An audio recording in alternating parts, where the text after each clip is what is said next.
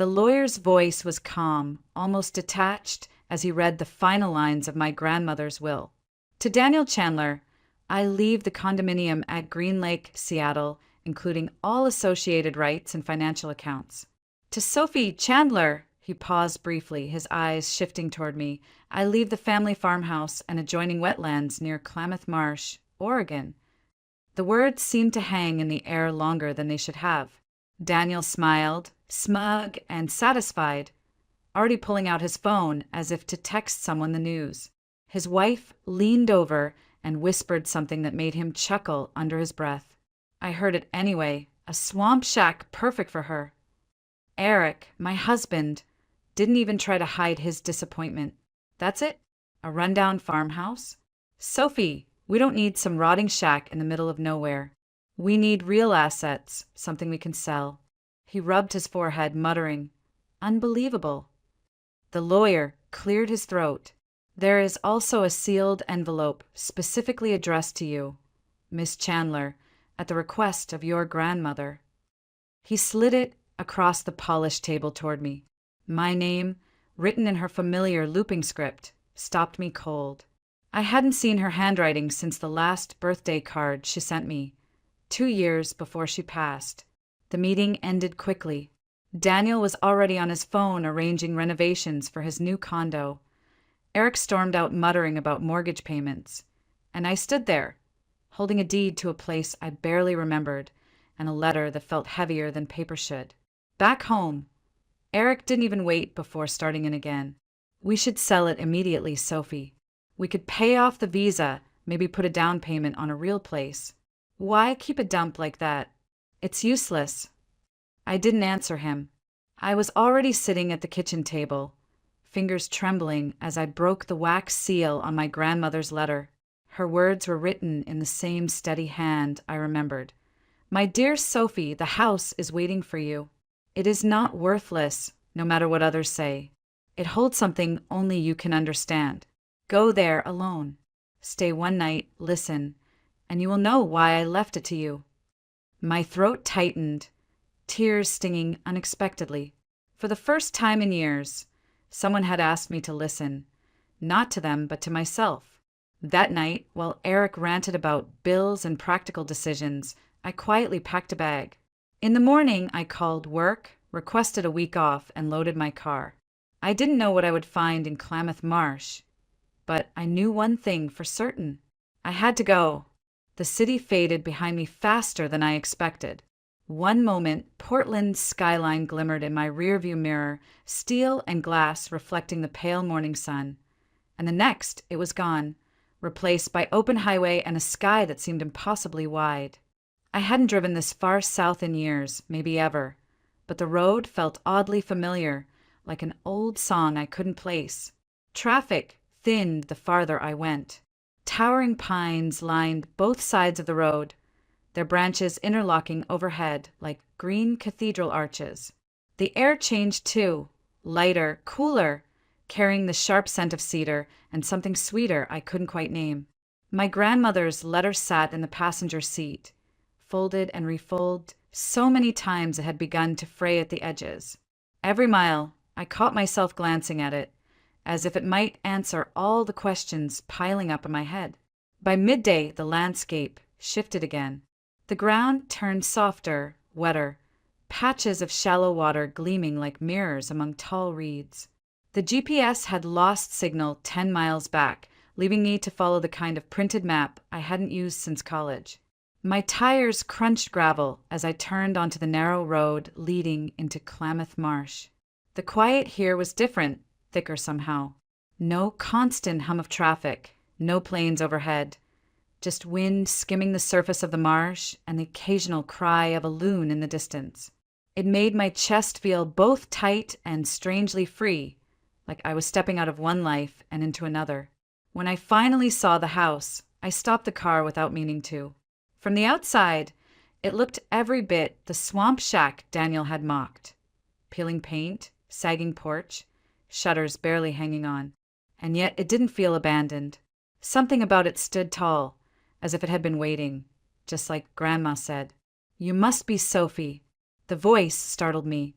I turned to see a small, wiry woman leaning on the fence line, her sharp gray eyes fixed on me. Name's Marjorie Hayes. Your grandma and I were neighbors for 40 years. I managed a polite smile. You knew her well. Better than most, she said, her expression softening. She always said the house would find its way back to you. Guess she was right. I looked back at the house, trying to ignore the shiver running up my spine. She said it was waiting. Marjorie nodded slowly. It does that, you know, for the right people. She smiled again, but there was something knowing in it, like she was watching me step into a story I didn't understand yet. I tightened my grip on my bag and headed toward the porch. The steps groaned under my weight, but didn't give way. The key slid into the lock like it had been used yesterday, and when the door swung open, the scent of apples and honey hit me so hard I froze. This place wasn't empty. It was alive, and it had been expecting me. I hesitated on the threshold, gripping the doorframe as though it might push me back. The scent of apples and honey lingered in the air, warm and welcoming, impossible for a house that had supposedly sat empty for years. My boots tapped against the hardwood floor as I stepped inside, the sound oddly muffled, like the house didn't want to echo. The living room looked nothing like I expected. There was no dust, no cobwebs, no sign of neglect. A knitted throw lay folded neatly on the sofa. The coffee table was bare except for a small ceramic bowl holding 3 perfectly polished red apples. A brass clock on the mantel ticked softly, as if someone had wound it that very morning. I caught my breath. Hello. My voice trembled slightly, ridiculous as it sounded, but part of me expected an answer. Silence, warm, unthreatening but very present. I walked toward the kitchen, my eyes scanning every surface. The counters were spotless, the sink dry, and on the table sat a loaf of bread under a linen cloth. Steam curled from its edges when I lifted the cloth, like it had just come out of the oven. I touched the loaf with my fingertips. It was warm. Okay, that's not possible, I whispered. Behind me, the old screen door creaked softly as if pushed by wind, but there was no wind. The windows were closed, the air still. My skin prickled, yet I didn't feel fear. If anything, it felt like stepping into a hug you didn't know you needed. The hallway beyond the kitchen led to 2 bedrooms and a small bathroom. The first bedroom smelled faintly of lavender, with an old iron bed neatly made and a quilt folded at the foot. The second room held a writing desk and an empty wardrobe. A single photograph hung on the wall, my grandmother holding me on her lap when I was maybe 6 years old. I hadn't seen that photo in years. I stopped and stared at it, my throat tightening. She'd kept it here in this room, waiting. The house groaned softly, as old houses do, but there was a rhythm to it, like a contented sigh. My grandmother's words from the letter came rushing back. Stay one night, listen, and you will know why I left it to you. The sound of the floor, creaking behind me, made me spin around, heart hammering. No one was there. The hallway was empty, still and calm. But my chest wouldn't stop tightening. Grandma. I whispered, barely audible. My own voice sounded too loud. For a long moment, nothing happened. Then a faint draft moved through the hall, brushing my cheek like a soft hand, and I swore I heard a whisper, not words, just the shape of one, as if the house itself had breathed. I stepped back into the living room, my gaze sweeping over the details I had missed before. The photographs on the mantel, the small crystal vase holding a single dried rose, the woven rug in front of the hearth. None of it looked abandoned. None of it looked neglected. It looked loved. And that's when it hit me. This wasn't a house waiting to be sold or gutted or flipped. This was a home, and somehow it had been waiting for me. I set my bag on the sofa and sat down, feeling the strange warmth of the room seep into me. For the first time since leaving Portland, my shoulders loosened, the knot in my stomach easing. Maybe I was imagining things, maybe it was just the emotional weight of Grandma's death. But I couldn't shake the sense that I hadn't walked into an empty building. I had walked into something alive, something that had been expecting me. As I leaned back, my eyes drifted to the ceiling, and that's when I noticed it. A faint line of dust disturbed near the far corner, like a hidden seam. A hatch? An attic entrance? The house seemed to sigh again, as if it knew I'd seen it. The seam in the ceiling kept pulling at my attention. It wasn't obvious, just a faint line of disturbed dust near the far corner of the living room, barely visible unless you were looking for it. I stood on the sofa, stretching to touch it, and felt the edge of a recessed handle. An attic hatch. A step ladder leaned neatly against the back porch wall, almost too conveniently placed. I brought it inside and climbed up, pulling the hatch gently. It opened with a slow groan, a puff of air carrying the faint scent of cedar and something older, paper, maybe in time itself. The attic wasn't what I expected. No piles of broken furniture or moth-eaten clothes. Instead, it was intentional. A single room, small but perfectly arranged, with bookcases lining both walls and a sturdy writing desk under the gable window. Everything was clean, organized, almost reverent, as if someone had tended it even after my grandmother's passing. On the desk sat an envelope with my name written in her careful, slanted handwriting. Sophie. My hands shook as I opened it. If you are here, it means the house has accepted you. It has waited, just as I asked it to. This land and this home have always protected us, but they ask for something in return. Care, honesty, and the willingness to listen. There are those who see only what they can take, but this place will show you what it truly is. Trust it, Sophie. Trust yourself. This room is now yours. Use it well. I pressed the letter to my chest, the paper soft and warm from my hands, and sank into the chair. The drawers beneath the desk were locked, but a small brass key was taped to the underside of the writing surface. I used it to open them and froze. Inside were deeds, maps, and old journals. The property wasn't just the house and 25 acres mentioned in the will. It was hundreds of acres, wetlands, old-growth forest, and, according to one survey, mineral rights buried deep beneath the marsh. I flipped open one of the journals, the pages yellowed and fragile, but the handwriting still bold. It belonged to my great-grandmother. She wrote about the boundary, a place in the marsh that was never to be disturbed, and the family's role as its guardian. There were sketches of ponds marked with strange symbols, notes about rare wildlife, and warnings about outsiders seeking what lies beneath. Another folder contained photographs, black and white images of men in suits standing at the edge of the marsh, holding maps, their faces obscured by hats. On the back of one photo, my grandmother had written, "They never stopped trying." I sat there, staring at the evidence of a history I never knew existed. My family had been fighting to protect this land for decades, maybe longer, and now it was my turn. For the first time since she died, I felt like my grandmother was right there with me, her presence woven into the wood and walls, urging me to stand firm. The house creaked softly behind me, like an old friend shifting its weight. I whispered into the empty room, "I'll take care of it, Grandma. I promise." A warm breeze, impossible for a sealed attic, brushed my cheek, and the small gable window rattled lightly as if in answer. This wasn't just a home anymore. It was a responsibility, and maybe even a legacy. The first night, I slept in the front bedroom, the one that smelled faintly of lavender. I expected it to feel cold, lonely, maybe even a little haunted. Instead, it felt safe.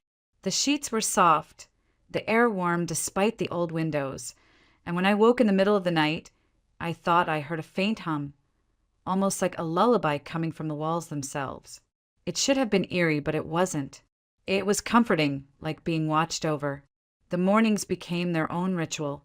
I'd wake to the smell of something sweet, apples, sometimes honey, occasionally warm bread like the one from my first day. I checked the kitchen every time, convinced I'd find some old automated timer or a neighbor sneaking in, but there was nothing. The house simply gave. I stopped questioning it after the third morning and just whispered a quiet thank you into the air. By day, I cleaned. Not because the house needed it, it was already surprisingly immaculate, but because I wanted to know every inch, every detail. The more I touched, the more I noticed little things: a hidden heart carved into the banister, initials etched under a windowsill, notes my grandmother had left in small, almost secret handwriting like, "Plant mint here, it keeps away ants," or "Watch for owls in the east tree."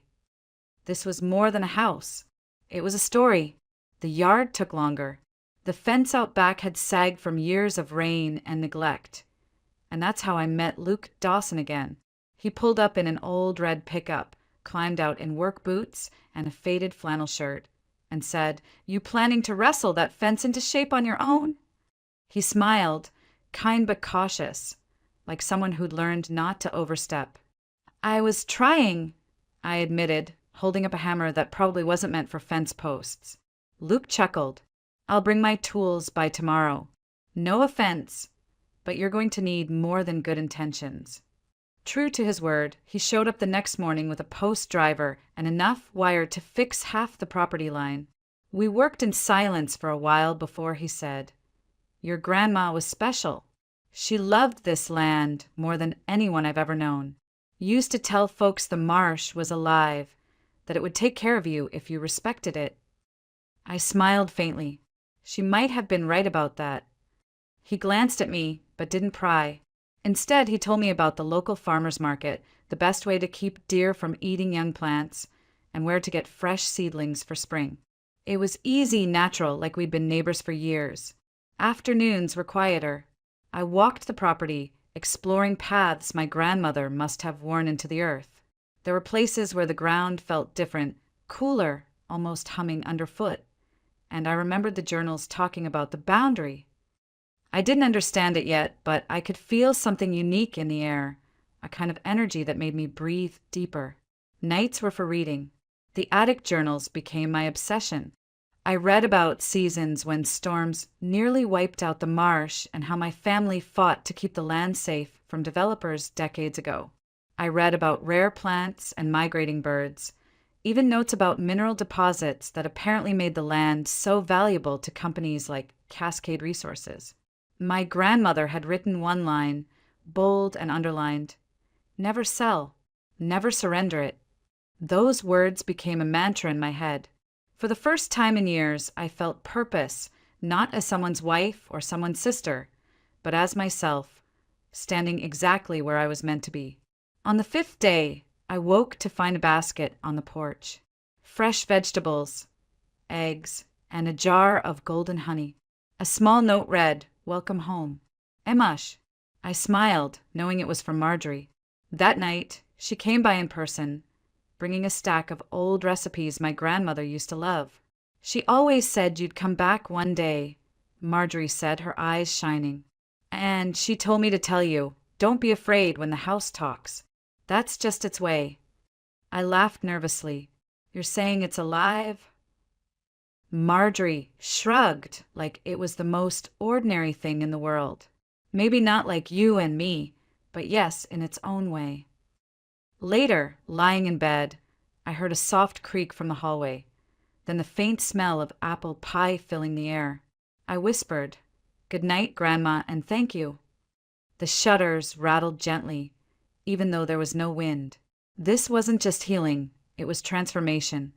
I hadn't realized how broken I'd been until the house, the land, and even these neighbors began stitching me back together, piece by piece. It started with a phone call. I was kneeling in the garden, hands deep in rich soil, when my cell phone buzzed with a number I didn't recognize. I hesitated, wiped the dirt on my jeans, and answered. "Ms. Chandler." The voice was smooth, professional, and unsettlingly polite. "My name is Victor Hale. I represent Cascade Resources. First of all, congratulations on your inheritance. We understand you've recently taken possession of the Chandler property near Klamath Marsh." I froze, my grip tightening on the phone. "How do you know that?" He laughed softly, a sound rehearsed enough to feel fake. "Public records, Ms. Chandler. We keep an eye on unique opportunities, and your property is one of them. Cascade is prepared to make you a very generous offer, well above market value, for the house and all associated land rights. I didn't even have to think. It's not for sale. There was a pause, long enough for me to hear the faint hum of an office behind him. Perhaps I wasn't clear. We're talking 7 figures, Ms. Chandler. Life-changing money. You wouldn't have to worry about bills ever again. No, I repeated, sharper this time. His voice cooled. These things, they tend to work themselves out, one way or another. Keep my card just in case. Click. The call ended.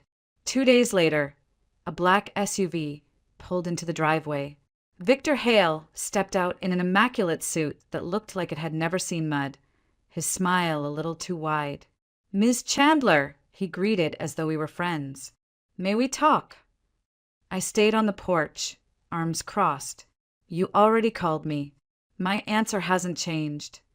His eyes flicked toward the marshland behind me. This land is unique, valuable.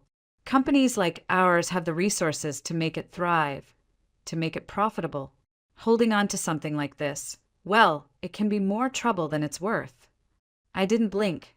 Get off my property. For a split second, something hard flashed in his eyes before he smiled again. Of course, but do think about it. Progress doesn't wait for anyone. He slid a card into the porch rail and left without another word. That night, the house felt different. Not unsafe, but alert, like a dog pricking its ears at a strange noise. The shutters tapped against the siding despite still air, and when I checked the front door, the lock had engaged on its own. I whispered into the quiet, "It's okay. I'm not selling." The following morning, Luke pulled up in his truck, a coil of fencing wire in the back. Heard Cascade's been sniffing around, he said, leaning on the porch rail. Yeah, Hale came himself. Offered me 7 figures. Luke shook his head. They've been after this land for years. Your grandma kept them out, but they don't give up easy. They'll try again, maybe through lawyers, maybe by sneaking survey teams in when you're not looking. He was right. That evening, I caught 2 men in reflective vests near the southern fence line, pretending to be birdwatchers. When I confronted them, they mumbled something about public access trails and left quickly, their boots leaving deep ruts in the soft ground. By nightfall, things escalated. The old generator shed near the marsh had its padlock snapped clean, tools scattered on the ground.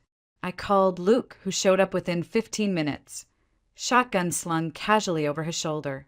This is how they start, little intimidations to make you want to sell, he said. But don't. You hear me? Don't give them what they want.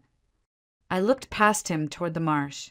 The air seemed thicker, heavier, and then, for just a moment, I heard it, a faint whisper through the reeds, almost like words, though I couldn't understand them. Goosebumps rose on my arms. Did you hear that? I asked. Luke frowned. Hear what? Never mind, I whispered, but deep down I knew. The house, the land, whatever this place was, it didn't want them here either. That night I barely slept. Every creak of the house felt purposeful, every shift of the wind deliberate. When I finally drifted off near dawn, I dreamed of my grandmother standing at the edge of the marsh, her hand raised as if warning me back from something unseen. I woke with a start, heart pounding, but strangely certain of one thing. Cascade Resources wasn't just after land. They were after something specific, and my family had known it all along. The days after Cascade's visit felt different, heavier somehow, but the house seemed determined to keep me grounded. Every morning, I woke to sunlight filtering through lace curtains and the smell of something faintly sweet, like honey warming on the stove. I stopped questioning it. I just whispered thank you and started my day. I poured myself into the land. The garden beds, neglected for years, became my therapy. I turned soil, planted seeds, and built trellises for tomatoes and beans. Luke showed up almost every afternoon, always with something practical in hand, a new rake, extra posts for the fence, even a weathered beekeeping manual. Figured you might need this if you want to keep the hives running, he said one day, nodding toward 3 old wooden hives at the edge of the orchard. Your grandma used to sell honey at the farmer's market. Best stuff in town. I knelt beside one of the hives, listening to the faint hum within. They're still active. Barely. Need some work, but it's doable. Bees don't just up and leave when they've got a good place, kind of like people. He smiled, small and shy, then bent to tighten one of the fence posts. We worked side by side often, rarely needing many words. Sometimes we'd share lunch on the porch, fresh bread, eggs from Marjorie, and coffee strong enough to wake the dead. In those quiet moments, I learned pieces of Luke's story, how he'd grown up here, how he'd lost his wife to cancer 5 years ago, how he almost sold his vineyard until he decided to fight for it instead. Land's more than dirt, he said once. Gaze on the marsh. It's memory. It's roots. You give up on that, you give up on yourself. His words stuck with me because that's exactly what I'd been doing. Living in a life that never fit, clinging to a marriage that had stopped loving me long before I admitted it. The house seemed to know. It embraced me in small ways.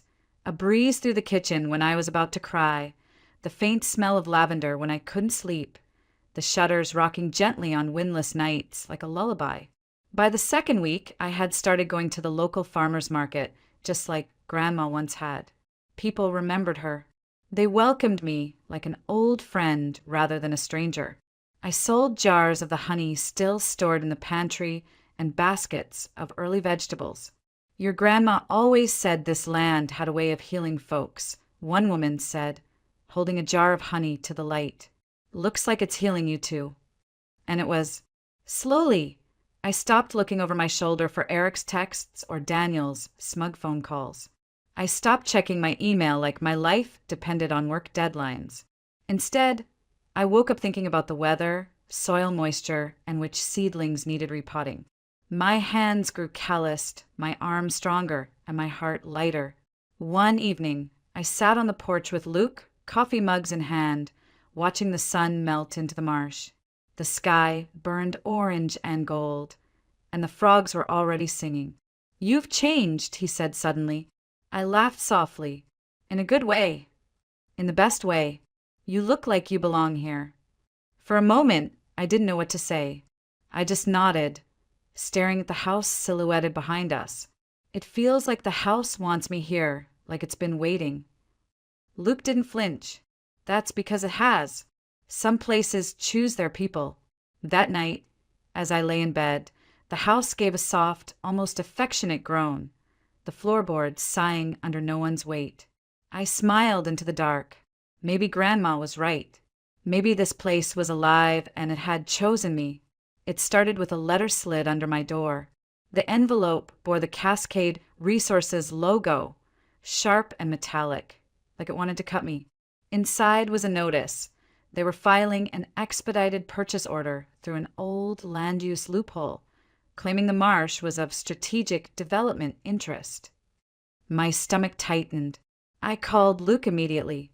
"They're trying to take it through some kind of emergency order," I said, pacing the porch. He arrived within 20 minutes, face hard. "That's how they work. Apply pressure until you give up. But they don't know who they're dealing with." He glanced toward the house. "Your grandma kept something for exactly this kind of fight, didn't she?" I led him to the attic. We spread deeds, maps, and journals across the old desk. One document in particular stood out, a conservation clause, decades old, signed by state officials classifying large sections of the property as heritage land. "This means no one can touch it," Luke said, eyes bright. "Cascade's bluffing. With this, they can't even put a shovel in the ground." We brought the papers to Peter Grant, the local attorney who had handled my grandmother's estate. He flipped through the documents and smiled slowly. "This is airtight. Sophie, this land isn't just protected. It's sacred, legally speaking. Cascade can't touch it, and if they try, we can take them apart in court." That night, Victor Hale returned, this time with 2 men in matching suits. They didn't smile as they walked up the porch. "Ms. Chandler, we need to talk," Hale said, his tone cooler than before. "You're about to enter a legal battle you can't win. Think about what this will cost you, financially, emotionally." Take our offer and walk away clean. I set the conservation documents on the porch rail between us. You're trespassing, I said evenly.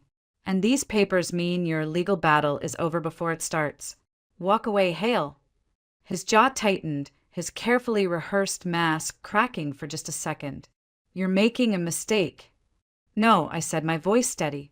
The mistake was thinking you could bully me. My grandmother fought you, and so will I. This land isn't for sale. Ever.